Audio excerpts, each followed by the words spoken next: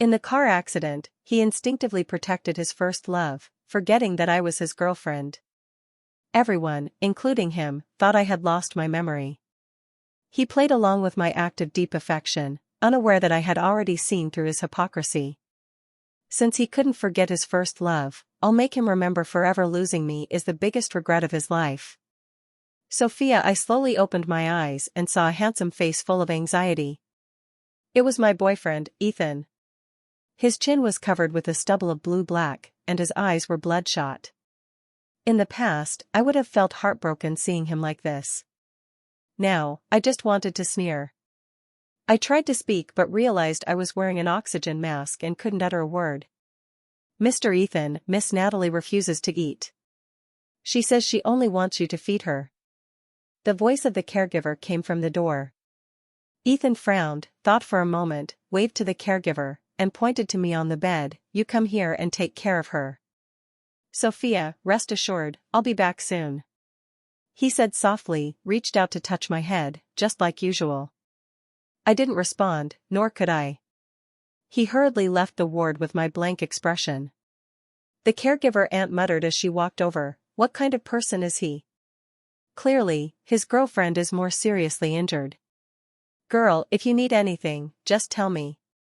She sighed and bent down to say to me. I struggled to open my mouth and made some sounds from my throat. She helped me remove the oxygen mask. What do you want to say?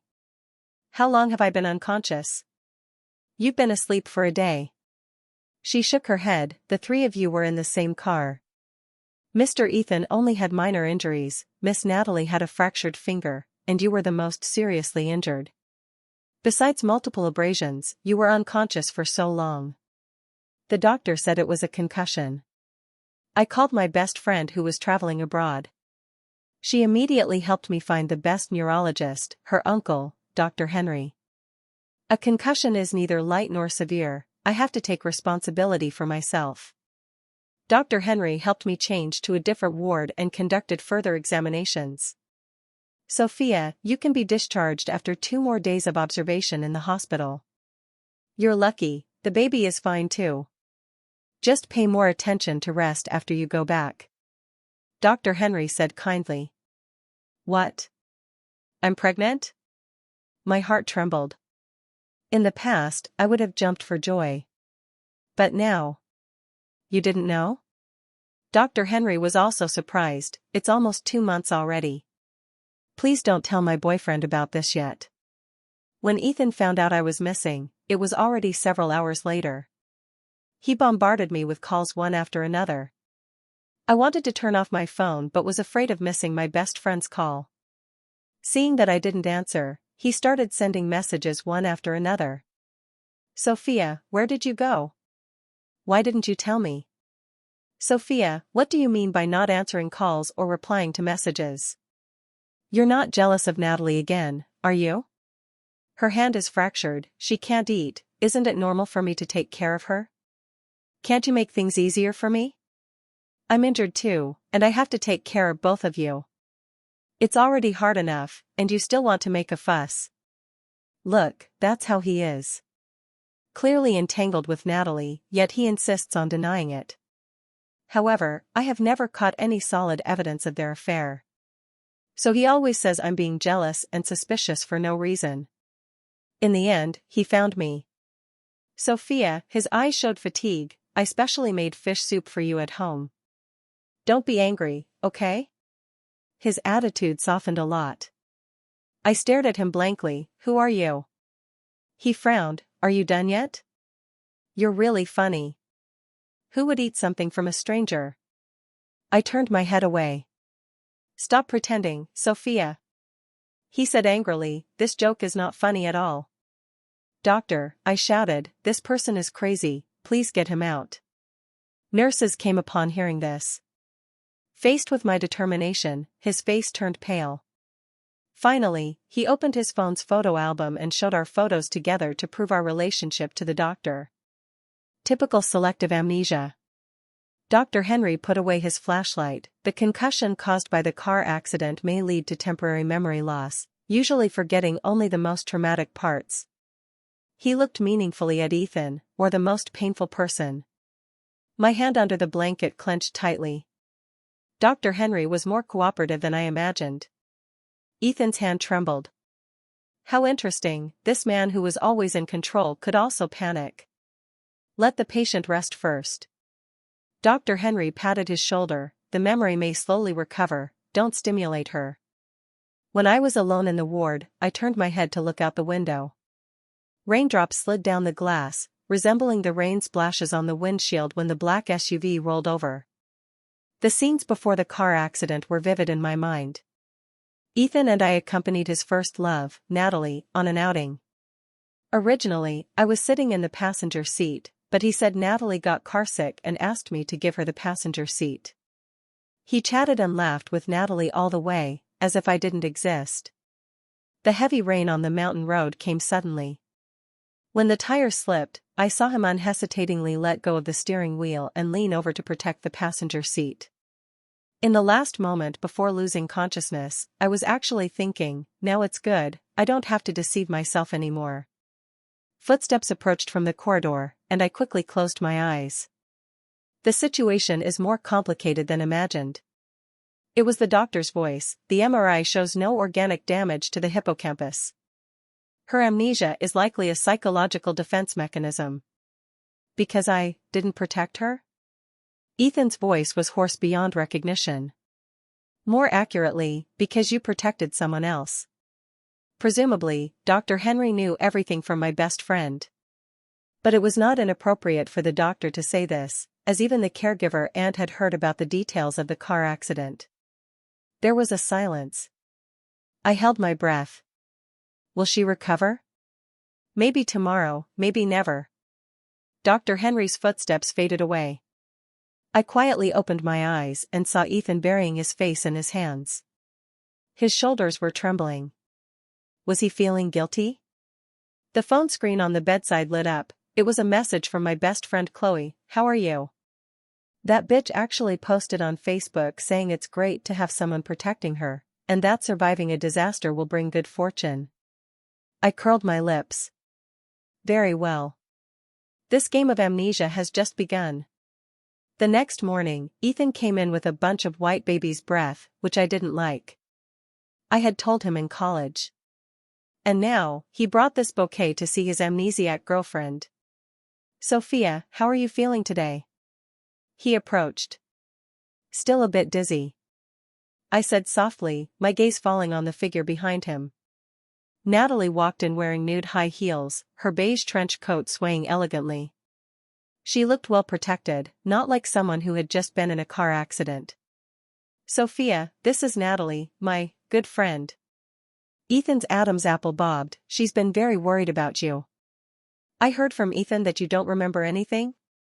Natalie leaned closer to me, and a small moon pendant slipped out from her collar.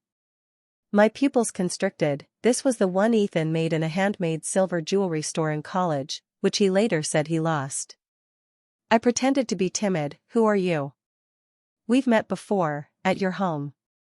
She smiled and straightened up, naturally linking arms with Ethan. I'm temporarily staying at your place, remember? This action made Ethan's body stiffen for a moment, but he didn't pull away. What an interesting scene, the current girlfriend lying in bed, while he allowed another woman to hold his arm standing by the bed. I'm sorry, I really can't remember. I bit my lower lip, deliberately making my voice tremble. Are you a couple? But he said he was my boyfriend. Ethan jerked his arm away as if scalded. Of course not. Sophia, you and I are the couple. Natalie is just a friend staying at our place. Oh, I see. I showed an innocent smile. Have you known each other for a long time? We've known each other since we were kids. Natalie laughed and bumped his shoulder. I even know about his bedwetting incidents when he was little. Ethan shook his head helplessly, with that indulgent expression I was once familiar with, which was his exclusive look when I did something silly. Now I realize that this expression had a backup. The nurse pushed the medication cart in, breaking the warm moment. Family members, please step out, it's time to change the dressing. Ethan bent down to kiss my forehead, but I reflexively turned my head away. His eyes darkened, and he followed Natalie out of the ward. As the door was about to close, I heard Natalie's lowered voice, "Is she really amnesiac?" Then Natalie. Ethan sternly interrupted her, "This is a hospital." I clenched the bedsheet tightly. What were they planning?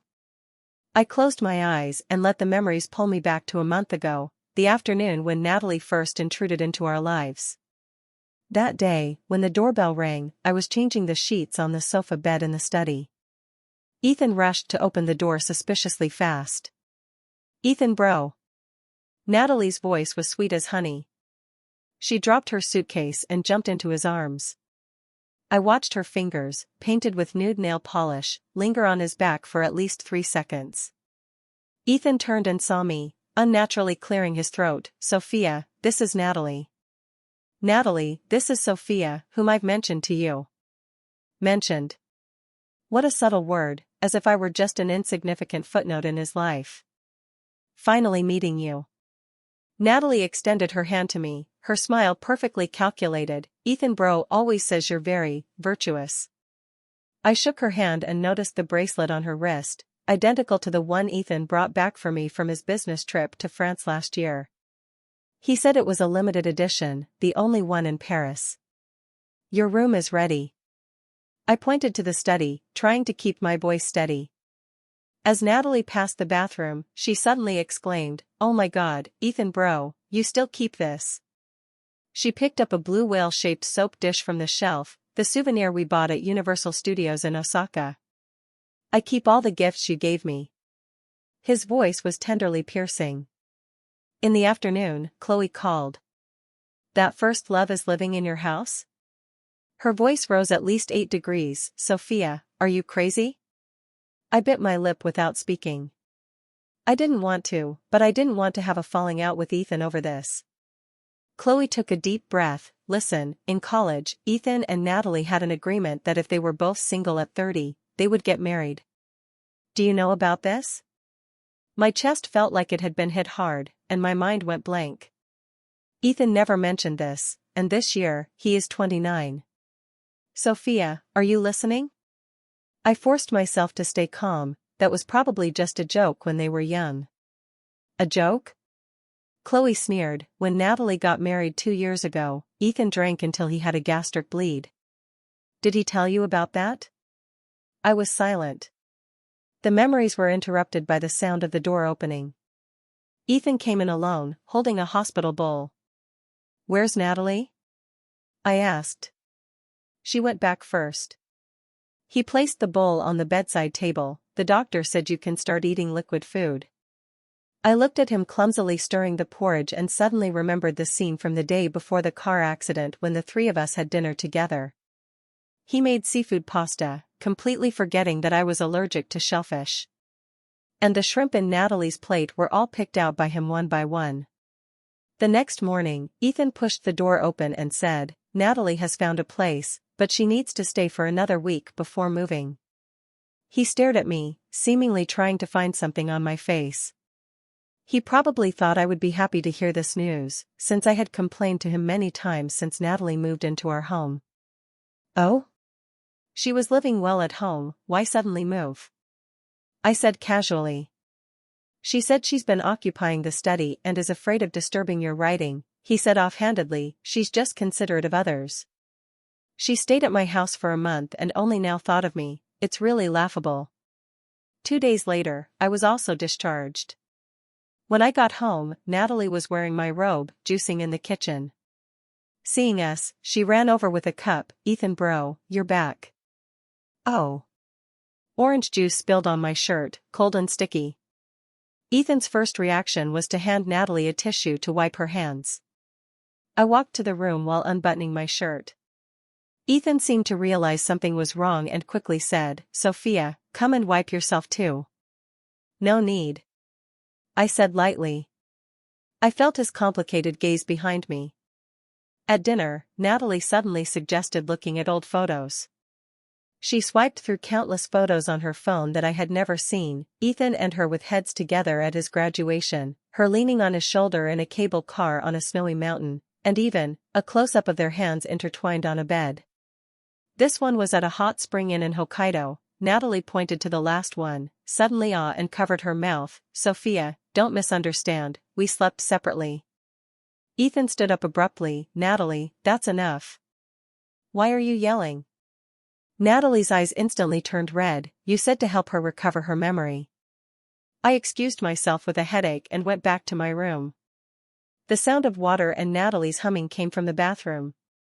I impulsively opened her unlocked suitcase, and on the top was her pregnancy test report, dated 2 days ago. So, while I was hospitalized after the car accident, she went for a checkup. What a coincidence, she's pregnant too. When I closed the suitcase, I accidentally knocked over her small bag. Several boxes of progesterone tablets rolled out. As I bent down to pick them up, I saw Ethan standing at the door with a cup of hot milk. I held up the medicine box with a confused expression. What medicine is this? Is Natalie sick? His tense shoulders relaxed. He was relieved that the amnesiac me couldn't understand these. Probably just some nutritional supplements. He pretended to be casual as he walked up to me. Here, your milk. In the middle of the night, I woke up and found he wasn't beside me. I understood about 80 to 90%. I tiptoed to the study door and heard unbearable sounds coming from inside. After a long time, it stopped. Then came soft voices. Natalie lowered her voice. If she doesn't remember anything, isn't it perfect? Ethan bro, don't tell me you're softening. Natalie's voice suddenly became sharp. The money for the house has been paid, and I'll move in a week. No wonder Ethan said she would move out in a week. It wasn't that she found a place, but that she bought a house. My hands were shaking. My stomach churned with nausea. I rushed to the bathroom, dry-heaved over the toilet, but only spat out some acid. Splashing cold water on my face, I made a decision. I found the gift Chloe gave me for my birthday last year from the depths of the drawer, a pen-shaped voice recorder. Perfect for catching cheating men, she said with a wink at the time, and it turned out to be prophetic. In the morning, he said to me, I'll take Natalie to her interview later, you rest well at home. As soon as they left, I called Chloe and mentioned Natalie's pregnancy test report to her. After all, a woman who is pregnant doesn't stay with the child's father but instead comes out to be taken care of by another man, unless the child is. Natalie said she had returned to the country and asked me not to think too much and wait for her news. I pinned the voice recorder to the innermost part of the bookshelf in the study, facing the sofa bed. After doing all this, the doorbell suddenly rang. Through the peephole, I saw Chloe standing in the hallway with 2 supermarket shopping bags. When I opened the door, she hugged me. Damn, that pair of scumbags are too shameless. The bags were filled with snacks and my favorite durian mille-feuille. Chloe took out a USB drive from her bag. Natalie's ex-husband's contact information and testimony are all in here. That woman can't have children, she had her uterus removed last year due to fibroids. I didn't expect Chloe to bring such explosive news so quickly. So I still found it hard to believe, Natalie's pregnancy test report is fake? She's not pregnant at all. Chloe nodded and looked at me with pity. What do you plan to do next? The sound of keys turning came from the entrance. We both fell silent. Ethan pushed the door open, carrying takeout bags from a high-end restaurant, with Natalie following behind, her cheeks flushed with a slight drunkenness. Oh, Chloe is here? Ethan's face stiffened when he saw Chloe. Natalie walked straight to the bathroom, deliberately swinging her new bag as she passed me a limited edition from a luxury brand. I had seen this purchase on Ethan's credit card statement. Chloe squeezed my hand and got up to leave. I have to work tomorrow, I'll go first. At the door, she said in a voice only we could hear, don't be soft-hearted. I won't be. I'm not the old Sophia anymore. After the door closed, Ethan put the takeout bag in the kitchen. I brought you seafood porridge. I stared at the bag with the restaurant's logo and suddenly laughed. He forgot that since that food poisoning incident, I would vomit at the smell of seafood. I'm not hungry. I said, you guys eat. Ethan frowned, you've lost too much weight recently. He reached out to touch my face, but I instinctively dodged. He was about to say something when Natalie came out of the bathroom. "Ethan bro, the bathroom drain is clogged again." He turned and walked to the bathroom. What a ridiculous conditioned reflex, her call could make him drop everything. "I'll find someone to fix it tomorrow," Ethan said. "Why don't we just move to the new house?" Natalie's voice was coquettish. "We'll have to move sooner or later." "Wait a little longer." He lowered his voice. "It's not good to stimulate her now." "Wait for what?" "Wait for her to find out you never intended to marry her."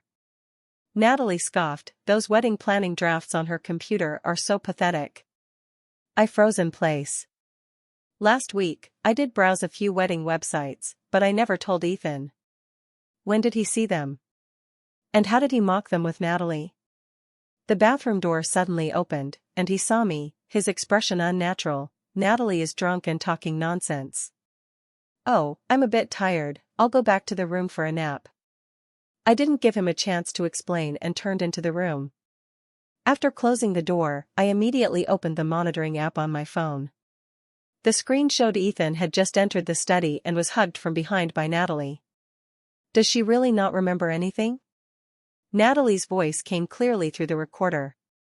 "The doctor said it's selective amnesia." Ethan sighed. "She only remembers the good parts." "Isn't that perfect?"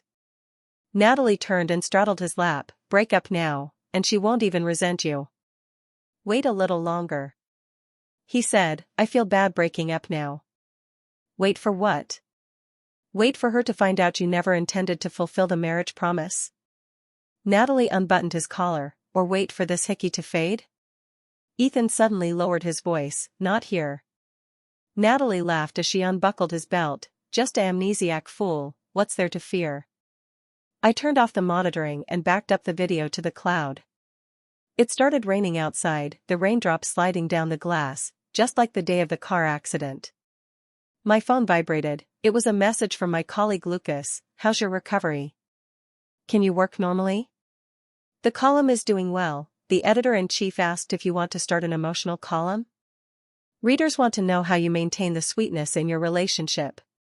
Before the car accident, I shared bits and pieces of my life with Ethan in the emotional column. After the accident, I stopped updating. Tell them the secret is to learn to be amnesiac. If I really had amnesia, it wouldn't be a bad kind of happiness. On the bedside table was the photo frame he placed this morning, a picture of us traveling abroad. In the photo, the way he looked at me was exactly the same as how he looks at Natalie now. I touched the glass of the photo frame and suddenly noticed a tiny bump on the back. When I opened it, a folded note fell out. "Sophia, when you find this note, I should no longer be by your side. The child in Natalie's belly is mine, and I have to take responsibility. I'm sorry." The handwriting was fresh. It seemed this was the breakup letter he prepared to leave for me at the right time. I put the note back as it was and opened the computer. Ethan would never know that his carefully planned gentle breakup would turn into a knife stabbing himself. The morning sunlight through the gauze curtains cast fragmented light spots on the floor. I curled up in the corner of the sofa, watching Ethan's back as he fried eggs for Natalie. He remembered she liked them medium cooked but forgot I don't eat runny eggs. I lowered my head to stir the already cold oatmeal, and the phone screen lit up again with a message from Lucas. "You're quick, you updated." "Well written, just too sentimental." I smiled bitterly. At the dining table, Ethan asked, "Today is the day for your hospital checkup, right?" "Yes," I replied. I didn't expect him to remember. "Does Miss Sophia still have headaches recently?" Dr. Henry pushed his glasses, and his eyes behind the lenses conveyed a tacit understanding. Chloe had already greeted me in advance. "Sometimes." I pressed my temples. Ethan frowned. "Doctor, her condition." Dr. Henry opened the medical record. "I suggest doing a brain scan." In the examination room, the cold machine moved slowly. I stared at the ceiling, recalling what Natalie said in the surveillance video. "If she really has amnesia, isn't it perfect for you to break up now?" 20 minutes later, we returned to the clinic.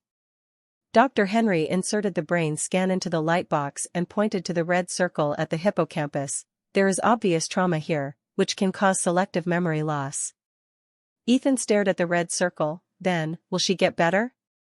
Theoretically, a sudden stimulus might awaken the memory. Dr. Henry looked at him meaningfully, but I don't recommend trying, especially. He deliberately hesitated. Especially what? Ethan asked urgently. Especially since she's 2 months pregnant, emotional fluctuations are very dangerous for the fetus. Ethan froze as if struck by lightning. Nat? His voice was dry and didn't sound human. What, aren't you happy? I tilted my head and asked, didn't you say you wanted a baby? He returned home with me like a walking corpse. Natalie saw his bad complexion and quickly asked what was wrong. He remained silent. She looked at me, opened her mouth, but swallowed her words. Ethan bro, come in with me, I have something to ask you. She pulled him into the study. I went back to the room and opened the study surveillance. She's pregnant. Ethan inserted his 10 fingers deeply into his hair, his elbows propped on his knees in a painful arc. What? Natalie was stunned. At this moment, the shock in her heart must be indescribable. After all, I was truly pregnant, while she was faking it. Then, what should we do? She squatted in front of him, grabbed his wrist, and looked up. You won't abandon me and the child, will you? We've already bought the house, and the furniture is designed for a nursery. The sound of Ethan's Adam's apple moving was unusually clear. When he raised his hand to touch Natalie's flat abdomen, I instinctively covered my own belly. Of course, I want it. He suddenly said firmly, as if convincing himself, and heavily wiped his face, it seems I can only come clean with her. So, our 3-year relationship couldn't compare to the non-existent child in her belly. What about the child in her belly? Natalie asked. After a long silence, he said softly, the decision about the child is up to her. He indeed chose the child in Natalie's belly. After a while, Ethan came in with milk. His fingertips tapped an uneasy rhythm on the glass, just like when he first confessed to me. Sophia, we need to talk. His gaze fell on my abdomen and then bounced away as if electrocuted, about the child. Perfect timing, I cut him off and pushed the tablet over, sharing some good news with you. Look, my latest column series has over 1 million clicks. Congratulations. He said casually, glancing at it, obviously not in the mood to read carefully. I wrote it based on our story, and it's so popular. I sipped the milk. Now that we have a baby, it's double happiness. He was stunned for a moment. Then he began to scroll the screen in confusion. His face grew paler with each chapter. The details in the story about forging ultrasound reports, private hospital connections, and even chat records with fake pregnancy agencies were all mosaicked, but familiar people could recognize them at a glance. These readers say the plot is very exciting. I suddenly remembered his resolute expression when he answered Natalie, of course I want it in the surveillance. By the way, what did you want to say just now? No, nothing, he stood up in a daze, walking towards the door. I just came to remind you to rest well. Soon, I heard Natalie scream from the study next door, slow down. Where are you dragging me? Then I heard the door slam shut. I took out my phone and called Chloe. Can the surgery at the obstetrics and gynecology department be scheduled earlier? Are you sure? Yes. I said lowly. At this moment, I was more determined than ever. I didn't want to have anything to do with him anymore. These days, Chloe has been accompanying me in the hospital. She originally wanted me to stay at her place, but I thought that if Ethan couldn't find me, he would first think of her place, so it was safer to stay in the hospital. Bored, I opened the monitoring app on my phone again. You fucking weren't pregnant at all. Ethan swore for the first time in his life, his voice terribly hoarse. All this time, you've made me look like a fool. Natalie gripped the sofa armrest. You're questioning me now? Who was it that kept saying he only had me in his heart? She suddenly sneered. If I hadn't taken the initiative to pretend to be pregnant, you would have. Shut up. He punched the coffee table. I turned off the monitoring. They had nothing to do with me anymore. After all, it was a minor surgery, and after a week of careful rest in the hospital, I was almost recovered. Chloe had already found a place for me. I decided to go home and pack my luggage. When I inserted the key into the lock, I found the door wasn't locked. Pushing it open, I smelled a strong odor of smoke and alcohol. The coffee table was piled with takeout boxes. Ethan was curled up on the sofa, his stubble blue-black, his suit wrinkled like a rag. Hearing the noise, he looked up sharply, his eyes lighting up. "Sophia." He staggered to his feet, the smell of alcohol hitting me. "Where have you been these days? I couldn't find you anywhere." I walked straight to the wardrobe and threw the clothes into the suitcase. My sleeve was suddenly grabbed, his fingers were as cold as a dead man's. Is our child okay?" I took out the medical record from my bag and threw it in front of him. His face instantly turned pale. When? His knee hit the bed frame. "That was our child." "How could you?" "Our child?" I laughed with tears. "The day of the car accident, when you chose to protect Natalie, it was already dead, along with our 3-year relationship." The suitcase clicked shut, sounding like the last nail in a coffin. His pupils seemed to dilate several times. "You didn't have amnesia?" "Of course not." I sneered. "If I didn't pretend to have amnesia, how could I be sure how far you two had gone, and how could I stop myself from being soft-hearted?" He suddenly knelt down and hugged my legs. "I was wrong. I found out that Natalie." "I know." I pried open his trembling fingers. "Guess how I got the evidence of her forging the ultrasound?" As I bent down, the surgical incision still hurt. The underground clinic she went to happened to be on my column's exposure list. "Sophia." His voice was hoarse beyond recognition, his eyes red, as if he hadn't slept for a long time. "I really didn't know it would turn out like this." He raised his hand to cover his face, his shoulders trembling slightly, tears seeping through his fingers. I had never seen him cry, not even when his father passed away. He just smoked silently.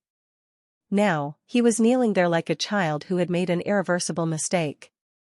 "I checked all the hospitals." He choked, his voice broken. "I looked for you for 7 days. I thought you would at least." "At least what?" I asked softly. "Come back to you? Forgive you with the child?" He looked up sharply, his eyes full of bloodshot veins, his lips trembling, unable to say a word. I dragged the suitcase to the door, my fingers on the doorknob, pausing for a second. "Ethan," I didn't look back. "Do you know what's the most ridiculous thing?" He stiffened, his breathing seeming to stop. "It's not that Natalie deceived you, nor that you chose to believe her." I chuckled lightly. "It's that you clearly had a chance to turn back. The day you found out about the pregnancy in the hospital, if you had hesitated for even a second, I might have softened." His breathing suddenly became rapid, as if hit hard by something. "Unfortunately, you didn't." I opened the door. The light from outside slanted in, stretching his shadow long, but it could no longer touch me. "I don't regret the child's matter." I glanced at him one last time. "But I regret loving you." As the door closed, I heard a muffled sound from inside, as if he had slammed onto the floor. This time, I didn't look back. Extra 1. The glass of the magazine office reflected my current appearance, neat short hair, beige trench coat, and naturally upturned corners of my mouth. The Sophia who used to prioritize love has become a thing of the past.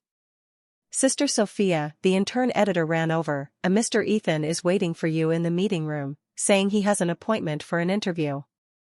I raised my eyebrow. There was no such arrangement in this morning's email list.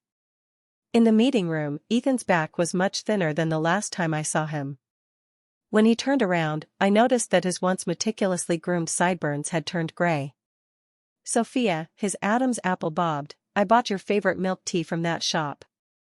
On the table was indeed a cup from that store, with condensation on the cup. I picked up the cup and poured it into the trash can in front of him. "Now I like Americano." I pressed the intercom. "Amy, 2 Americanos." Ethan's hand shook. "I read your column." His voice was hoarse. "I realized you remember so many details about us." My hand holding the cup tightened slightly. I'm here to apologize. These 3 months, I've been thinking every day. Thinking about what? I interrupted him, thinking that if you had chosen to save me instead of her that day, would things be different now? The meeting room fell into dead silence. His breathing was heavy, like a broken bellows. Sophia, he suddenly knelt down and grabbed my hand. Give me another chance, I only want you. Sophia, the glass door was knocked, and colleague Lucas poked his head in. The cover plan for the next issue needs your confirmation. I'll be right there. I stood up. As the door closed, I heard a heart-wrenching hell from inside. Walking out of the meeting room, Lucas looked at me worriedly. Are you okay? What could be wrong? I smiled. The next column is ready, titled Rebirth. Extra 2. The long queue in front of the signing table was like a colorful river. I signed the 998th copy of Rebirth and rubbed my sore wrist.